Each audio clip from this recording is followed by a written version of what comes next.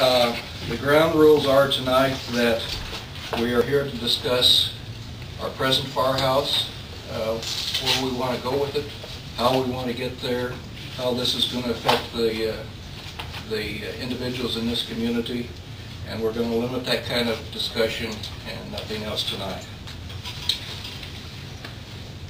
With that in mind,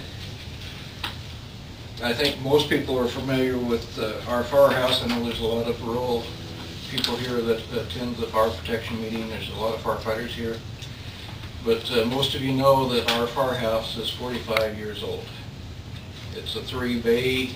We presently have more equipment than we can get into the firehouse. With that in mind, the purpose, of course, is to try to build a new one. The planned action that we're doing, and this is why we're meeting tonight, this is required as part of the grant process, but we're trying to get a grant. We've talked about how much money we'd like to apply for. We can only apply for a maximum of $300,000. We kicked around how much we would like to apply for. The term $250,000, which does not max out the grant, is pretty much, I think, the consensus of both the rural and the city council.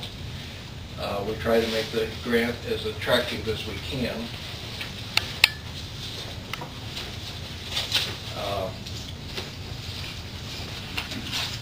I hope that everybody's had a chance to look at the plans that are back there in the back room, back table. There are 4 sets of plans there. We started, as I said last night, we started out with our wish list. It turned out to be $585,000, and we had to do some serious readjustment of what we were going after. The plan that we're going after at this point in time is $440,000. This includes $45,000 in, we think that we can do in-kind from the city. It would be grading and laying of sewer line and water lines and that sort of thing.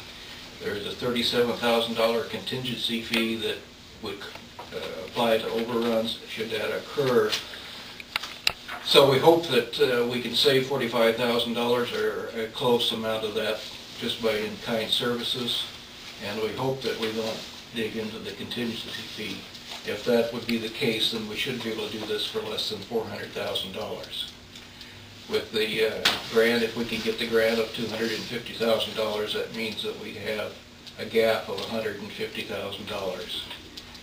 Both the City Council and the Rural Fire Protection Association have agreed that we would be willing to get a loan for this amount.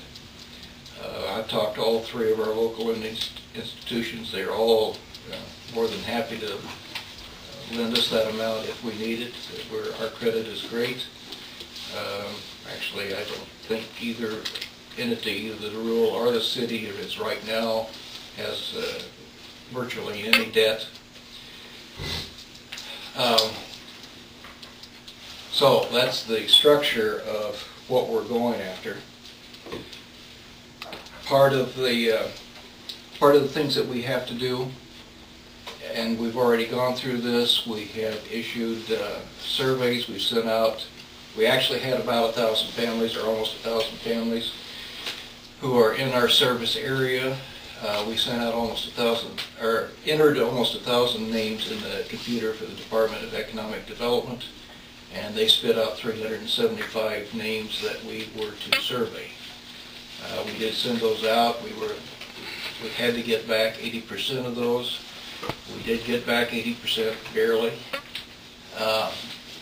We had to qualify for this grant, we had to have at least 51% in the low to moderate income range. The city of Belle had already qualified. That was already been surveyed. We knew that. We didn't know what the outlying area was, but we handily made that, which indicated that we really do need to have a need for some state aid. As this program is planned, and I don't think there's any reason that we can't do this, We are not planning on raising taxes. That's never been a consideration.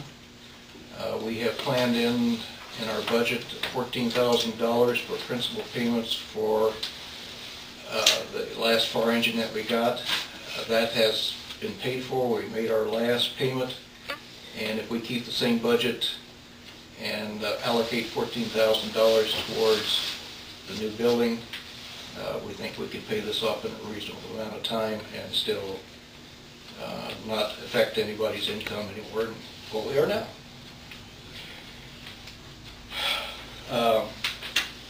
Up here, if you don't know, this is all the city board. As also as Mike Swoop. He is the president of the Rural Fire Protection Association. I think virtually every member of the Rural Fire Board is here. And at this point, we would open it up to questions to the group here. This is your time to be heard. Whether you have concerns, whether you have questions about what we're doing, or if you like the project. So, with that in mind, would anybody have a comment or question?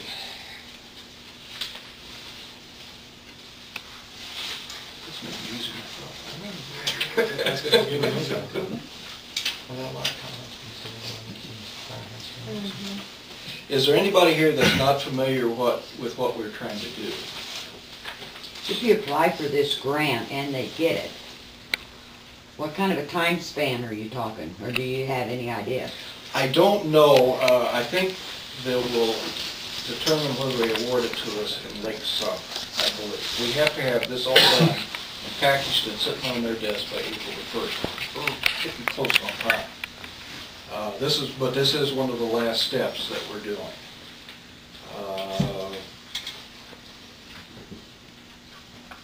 Frankie, do you know what else we have to do besides this? We have to have a special council meeting and pass that resolution. That's a resolution, and we haven't got all the bank commitment letters yet. They've told us that we will absolutely get all those by Monday. We still need the letters of support too. Okay, from the local organizations, we can get that. We have bought the land. It's 3 acres on the east end of town. It was actually outside the city limits, touching our land, and we have gone through the annexation process. It does belong inside the city limits now. There was no persons on this land. There was no displacement that had to take place.